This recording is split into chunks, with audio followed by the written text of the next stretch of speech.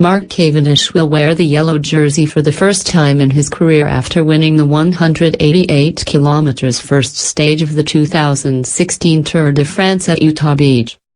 The Manxman, 31, outsprinted rivals Marcel Kittel, Peter Sagan and Andre Greipel to secure his 27th stage win as riders crashed around them. "To pull on the yellow jersey is an honor," said Cavendish. "It's going to be a special day tomorrow." Britain's defending champion Chris Froome finished safely in 25th place. Listen to the moment Mark Cavendish won Stage 1. Listen to BBC Radio 5 Live's podcast with reaction from day one. Cavendish went into the race unsure of his own form after spending much of the year training on the track for a tilt at an Olympic medal in Rio. He also said that wearing the yellow jersey had never been a career target, but the emotion was clear to see when he punched the air as he crossed the finish line, as well as in the interviews that followed.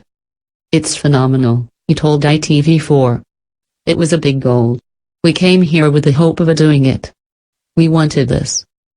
There is no bigger icon in cycling than the yellow jersey. I'm quite emotional." Cavendish beat rival Kittel for the first time in a head-to-head sprint and also saw off the challenge of his fellow German Greipel. They all finished with the same time, but Cavendish picked up 10 bonus seconds for winning the stage, putting him 4 ahead of Kittel, who got 6 bonus seconds for being the runner-up.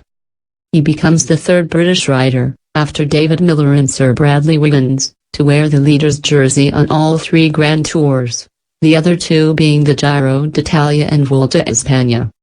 Cavendish is also just 1 victory behind Frenchman Bernard Hinault's tally of 28 stage wins, and 7 behind the all-time record of legendary Belgian Eddy Merckx. How did Froome and his rivals fare?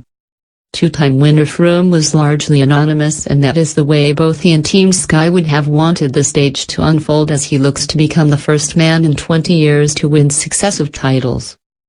However, the same could not be said for Spain's Alberto Contador, also twice a Tour de France winner, who needed medical attention after a crash midway through the stage.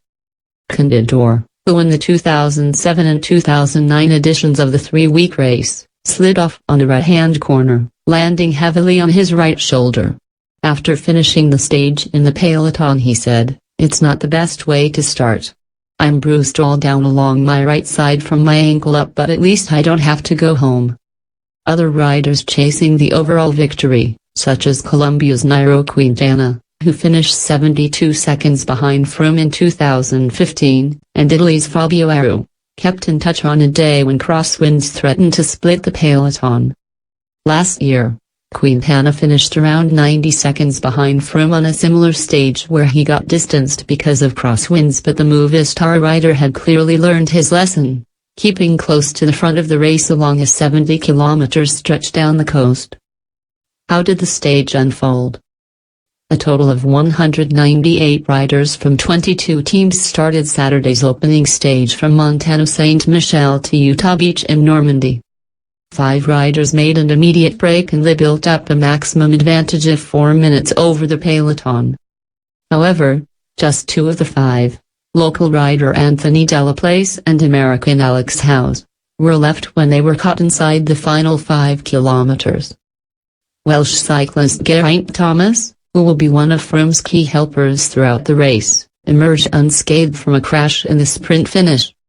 Britain's Daniel Maclay, riding in his first Tour, bypassed the crash to finish 9th. Sunday's Stage 2 is a 183 km race from Saint-Lô, Cherbourg and Cotentin. There will be live text commentary on the BBC Sport website from 12 o'clock BST and live radio commentary from 1500 hours BST.